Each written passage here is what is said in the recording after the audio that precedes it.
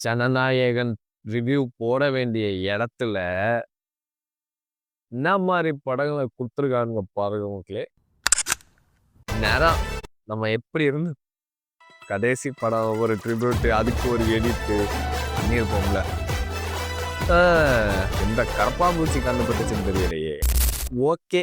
இருந்தாலும் ஜனநாயகன் பத்தி அப்பப்ப அப்டேட் வருது. இது கேசரிய தொட்டும் தொடாமலும், பட்டும் படாமலும் எடுத்து அங்கங்க ஒரு சில விஷயங்கள் இதெல்லாம் வெளிய லீக் ஆகுறப்போ எனக்கு கஷ்டமா இருக்கு. டேய் டேய் டேய் இது நாங்க ஒண்ணு எக்ஸ்பெக்ட் பண்ணி வச்சிருக்கோம்டா. அது கேசரியாவே இருந்தாலும் பரவால்ல. நாங்க போய் பார்க்கணும் அப்டின்ட்டு. ஒருத்தன் என்னன்னா ஜனவரி 30ங்கிறான், பிப்ரவரிங்கிறான். எலக்ஷனுக்கு முன்னாடி வரவே வராதுங்கிறாய்ங்க. நம்பிக்கையோட இருப்போம். கான்ஃபிடென்ட்டா இருங்க. முதல்ல நம்ம பிரபாஸ அடிச்சு துவச்சுட்டு, அப்புறம் பராசக்திக்கு வருவோம். ராஜா சாப் இந்த படம் வந்து ஒரு இந்த படத்த நம்ம என்ன சொல்றதுன்னு பார்க்கிறதுக்கு முன்னால, நடிகர் அந்த பிரபாஸ பத்தி பார்க்கணும்.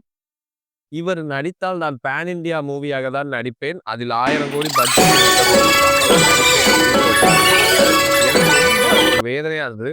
ஒரு இவருடைய என்ட்ரி அப்போ ரீபல் ஸ்டார் ரெபல் ஸ்டார் புரனன்சியேஷன் தப்பா இருந்தா கொஞ்சம் பார்த்துக்கங்க. அந்த ஏதோ ஒரு ஸ்டார்ட் அத போடுறதுக்கு அத்தன லாரிய வாங்கி, அத்தன லாரிக்கு பெட்ரோல ஊத்தி, சுத்திக்கிட்டே இருக்கு சரசரன்னு. அது அழகா கிராபிக்ஸ்ல முடிச்சா, அத விட கம்மியான காசுல முடிஞ்சிருக்கும். இவருக்கு மேக்கப் செலவே கண்டிப்பா எகிறி இருக்கும். பத்தாததுக்கு 4, 5 ஹீரோயின் வேற படத்துல. இந்த படத்தோட பிளாட் என்ன அப்படின்னு பார்த்தீங்கன்னா, அதாவது தன்னுடைய தாத்தா வந்து இறந்து போயிடுறாரு. தாத்தாவ தேடுற பாட்டி. அந்த தாத்தாக்குள்ள என்ன மர்மங்கள் இருக்கு? எப்படி ஒரு சாதாரண மனுஷன் ஒரு ஜமீன்தார் பொண்ண கல்யாணம் பண்ணி, இப்ப அவ எங்க? என்ன ஆச்சு? ஒரு வீட்டுக்குள்ள போறாங்க. அங்க நடக்கிற ஒரு சில மர்மமான விஷயங்கள் தான் இந்த படம். ரொம்ப ரொம்ப சிம்பிளான பிளாட். இப்ப எப்படி ஒரு இட்லி கடை மாரி ஒரு சிம்பிளான மூவி தனுஷ் கையில போகும்போது அதோட பட்ஜெட் 100 கோடின்னு தெரியிறப்போ நம்ம ஷாக் ஆனோமோ, இந்த படத்தோட பட்ஜெட் இவ்வளவா? டேய் இத ஒரு சிம்பிளா வச்சு முடிச்சிருக்கலாமேடா! எதுக்குடா இதுக்கு இவ்வளவு பண்றீங்க? இதுல பிரபாஸ நீக்கிட்டு, பிரபாஸோட சம்பளத்த வச்சு மட்டுமே இந்த படத்த டோட்டலா முடிச்சிருக்கான். அப்படி ஒண்ணும் விஎஃப்எக்ஸ் வெரி வெரி வொர்ஸ்ட்டுங்க. நான் கூட அத விட நல்லா பண்ணுவேன். நாட்ல எவ்வளவோ யங் டைரக்டர்ஸ் இருக்காங்க. டேலண்டட் டைரக்டர்ஸ், சீனியர்ஸே நெறைய பேர் இருக்கிறப்போ எந்த வகையில பிரபாஸ் கதை ஓகே பண்றாருங்கிறத நான் தெரிஞ்சுக்கணும்னு நான் ரொம்ப ஆவலா இருக்கேன். ஒரு மக்கும் குப்பை, மக்காத குப்பைன்னு ஒரு 2 பிரிவு இருக்கு குப்பையில. இது வந்து 2லயுமே சேராத ஒரு குப்பையா தான் நான் இந்த படத்த பார்க்கிறேன். இப்ப பராசக்திய பத்தி ஒரு விஷயம் நான் சொல்லணும் ஃபர்ஸ்ட்டே. இந்த பராசக்தி அப்படிங்கிற அந்த டைட்டில் இந்த படத்துக்கு சுத்தமா செட் ஆகாத ஒரு டைட்டில் தான். ஃபர்ஸ்ட்டு இந்த படத்துல மேபி சூர்யா, நஸ்ரியா, துல்கர் சல்மான், விஜய் வர்மா இவங்கலாம் நடிச்சிருந்தா மேபி இந்த படம் இன்னும் நல்லா கிளிக் ஆயிருக்குமோ அப்படிங்கிற மாரி தான் இருக்கு. எல்லாரும் இந்த படத்துல வந்து ஸ்டார்ட்டிங் வந்து சிவகார்த்திகேயன் நடிப்பு, பெர்ஃபார்மன்ஸ் வாவ்! சூப்பர். எனக்கு அந்த பிளாட்ல அப்படியே நீங்க இந்த சூரரை போற்றுல ஒரு சீன் வரும். அந்த அப்பாக்காக கெஞ்சுற ஒரு சீன். அந்த சீன 1% இது சாட்டிஸ்ஃபை பண்ணியிருக்குமா? அப்படிங்கிற மாரி தான் எனக்கு தோணுச்சு. ஏன்னா, இந்த மூவி வந்து ஃபுல் அண்ட் ஃபுல் எப்படின்னா, ஒரு எமோஷனலா கனெக்ட் ஆகணும் இந்த மூவி. ஏதாவது ஒரு வகையில எமோஷனலா ஒரு மூவி கனெக்ட் ஆனா மட்டும் தான் அந்த மூவி ஹிட் ஆகும். இந்த படத்துல வந்து மெயின் பிளாட் என்னன்னு பார்த்தீங்கன்னா, 1960கள்ல ஏற்பட்ட அந்த தமிழ் அதாவது மு மொ மும்மொழி கொள்கை. சாரிங்க.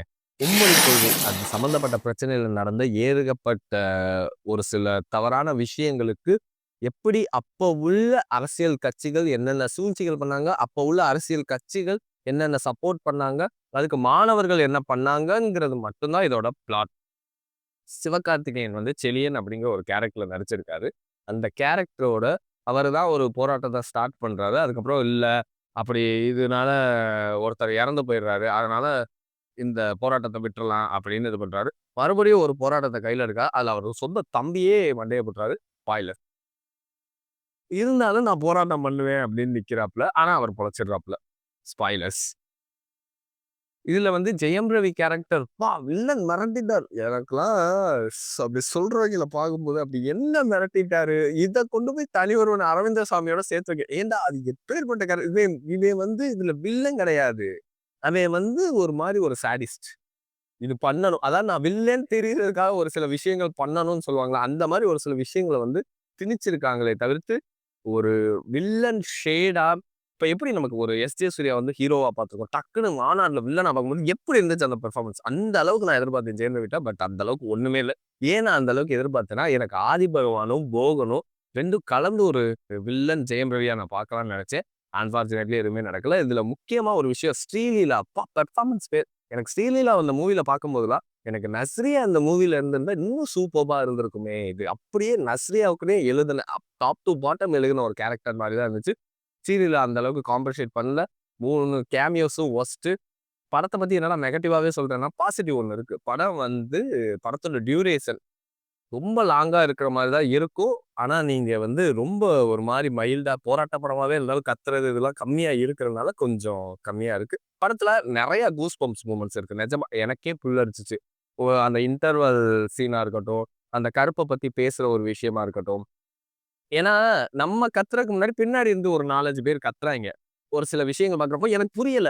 ஏன் கத்துறாய்ங்க? ஒய் கத்துறாய்ங்க? எனக்கு ஒண்ணுமே புரியலையேப்பா! அப்படிங்கிறப்போ தான் புரிஞ்சுச்சு. அதுக்கப்புறம் அந்த மீம்ஸ்லாம் பார்த்தப்போ, ஓ! இது அது இல்ல, அப்படி இல்ல, அப்படிங்கிற மாரி புரிஞ்சுச்சு. அந்த மாரி உங்களுக்கும் கனெக்டிவிட்டி கிடைச்சுச்சுன்னா, அந்த படம் உங்களுக்கு நல்லாருக்கும். மத்தபடி படத்த வந்து நான் ராஜசாப் அந்த படத்தோட அப்பா! அது படமே கிடையாது.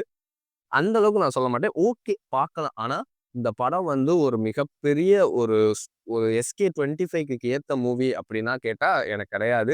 ஏன்னா, எனக்கு தெரிஞ்சு எஸ்கே ஃபில்மோகிராஃபில நெறைய படங்கள் நல்லா இருக்குன்னுலாம் நான் சொல்ல மாட்டேன். எனக்கு ஒரு ஃபேவரைட்டா நான் மாவீரன சொல்வேன்.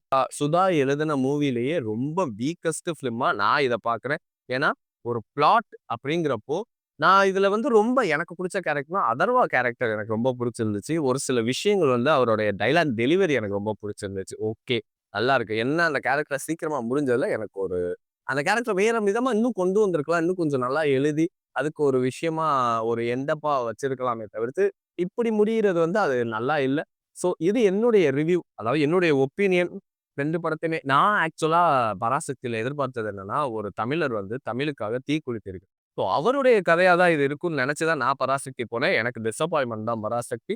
உங்கள்ல யாருக்காவது பராசக்தியில புடிச்ச மூமெண்ட், இல்ல ராஜசாப் பத்தி பேசுறதுக்கு புடிச்ச மூமெண்ட் இருந்துச்சுன்னா, கமெண்ட்ல சொல்லுங்க. இந்த மாரி நெறைய ரிவ்யூஸ் வேணும்னா சேனல சப்ஸ்கிரைப் பண்ணிக்கோங்க. இது என்னோட ஃபர்ஸ்ட் வீடியோ மறந்துறாதீங்க. ஜனநாயகனுக்கும் மீட் பண்ணுவோம்.